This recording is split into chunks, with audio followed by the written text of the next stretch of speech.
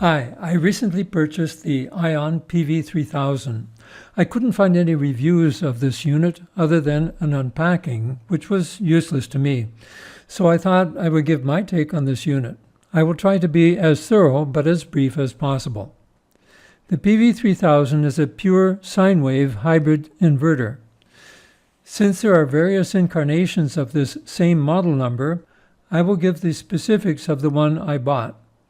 It is the submodel 4048 or 4048, which offers a 240 volt AC, 4000 watts output, that is 120 volts, 2000 watts per side, 6T to 230 volt DC input, although it will still charge the batteries from as little as 48 volts DC, 48 volt battery bank. If you are installing this system yourself, use only approved solar panel wire that is the correct amperage for your system. I am running two Canadian 585 panels in series that will develop up to 18 amps transmitted over 20 meters of wire, or just over 60 feet. Therefore, a 10 AWG should cover the need. I used 8 AWG, also known as 4 millimeter or 10 square millimeter, just to make sure that there would be as little resistance as possible. You will need MC4 connectors to connect the panels. You should put a fuse breaker on each line. This is a fuse that sits in a breaker type holder. Canadian recommended 25 amps maximum, so I put 20 amps on each side, negative and positive. Since they're in a breaker type box, you can actually do a disjunction if necessary. Another regular breaker should sit between the inverter and your mains breaker box. For my system, a 25 amp paired breaker is sufficient. You put it on the wires leading to the inverter, not leading to the house breaker box. This way, if you need to cut off the mains power to the inverter, you can. Let's move on to the programming, since this is what gave me the most headaches. The options that you really need to worry about are the following. Option 1. Power priority setting. Choose SOL, which works as follows. Solar panels power your house unless there is not enough energy being produced from the panels. At that point, the batteries are taxed for power. If there is not enough energy from those two sources, then it switches to the grid. 3. Inverter voltage. In my case, I set it to 240 volts AC so that I can run my air conditioners off of this system. Hertz setting, that's 0.4. This needs to be set according to your area. In North America, most areas it is 60 Hertz. In Europe, most areas it is 50 Hertz. Number 13, AC charging setting. As high as possible, usually around 40 amps. Number 14, battery type. If you're using lead acid batteries, set it to PB. If you're using lithium ion batteries, set it to Li.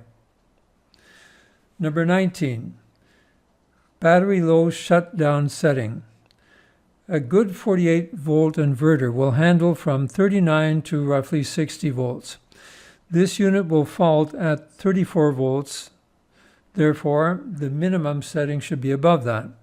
The minimum that they allow in the settings is 40 volts. So you will likely want to choose that one. Number 20, SBU battery low voltage power point.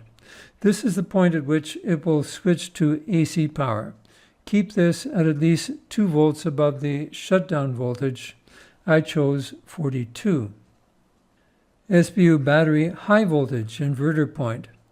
This is the point at which the inverter decides that the charge in the battery is too high and switches to battery as the source of power in order to bring it down. 27. Save mode switch settings. Now, there are two kinds of save modes, economy and sleep or standby. They don't tell you which they are using. Therefore, I left this off. The advantage of the economy mode is that the inverter reduces its own consumption when demand is low and shuttles more power back to the grid rather than to the batteries or to the house. However, shuttling back to the grid is not an option on this inverter. The danger of sleep mode, or standby mode as some call it, which is more likely what they mean since they don't offer the other option anyway, is that it will shut itself down until it feels a demand from the house. Standby current from electronic equipment and electric clocks may not draw enough to prevent this from going into sleep or standby mode. Therefore, I leave this off. 29. AC charging switch settings. UCE, or enable, will ask the grid to charge the batteries if they need it when there is not enough solar energy to do so. ACD will not charge the batteries from the grid. The latter is the most logical, since we would prefer to charge the batteries using free power from the solar panels. There are other options, and I leave them up to your discretion, but these are the most important ones.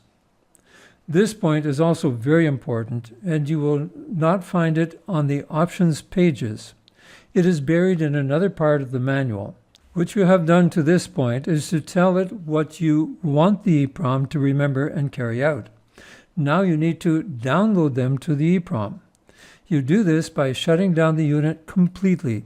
That means hitting the red switch that you see here and cutting off the AC input from the mains. Does this unit work well? The sine wave shows a smoother line than my Chicago digital power inverter that this replaces. My CDP died after 20 years of service. No LED lights flicker, and my electrical equipment seems to be happy. But the sine wave has a strange deformation in its overall shape. Again, everything is working as it should, but I find this strange. This should be a smooth curve. When under load, it stays within spec. For example, we all know that a motor bursts 3 times its operating amperage when it starts up. Therefore, an agitator washer gives little bursts every second or so. This video shows that my unit, which is set to 240 and 120 volts, actually produces about 117.6, but when running the washer, it varies between 17 and 19. This is well within spec and should not damage other equipment, such as your refrigerator or computer. We also notice how smoothly it switches between charging and discharging the batteries according to the need. Right now it is a cloudy day, so the panels are only producing between 7 and 10 amps. The batteries need to kick in for the microsecond that the demand surpasses this capacity. Now, getting back to the ION PV3000, do I like it? It does the job, and it is now giving me a lot of free energy. Do I have reservations? Yes. I have not been able to contact the manufacturer directly. I wanted a grow watt, who are much more accessible, but they do not make a hybrid as small as I need, and the larger ones are just too small.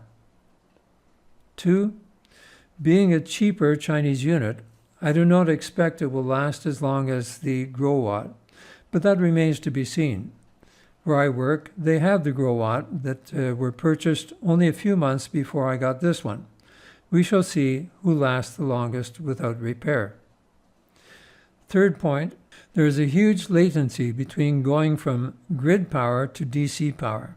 Suppose that the batteries ran below 42 volts overnight. It will switch smoothly to the grid, but once the sun comes up and the power starts to flow from the panels, it will switch back and forth between the grid and the DC power several times until the panels consistently exceed the demand.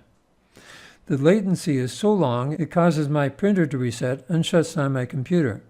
I need to buy a UPS with battery to keep the computer from shutting down. So, that is my review. If you find it helpful, please like and subscribe, and check out our other videos. See you again soon.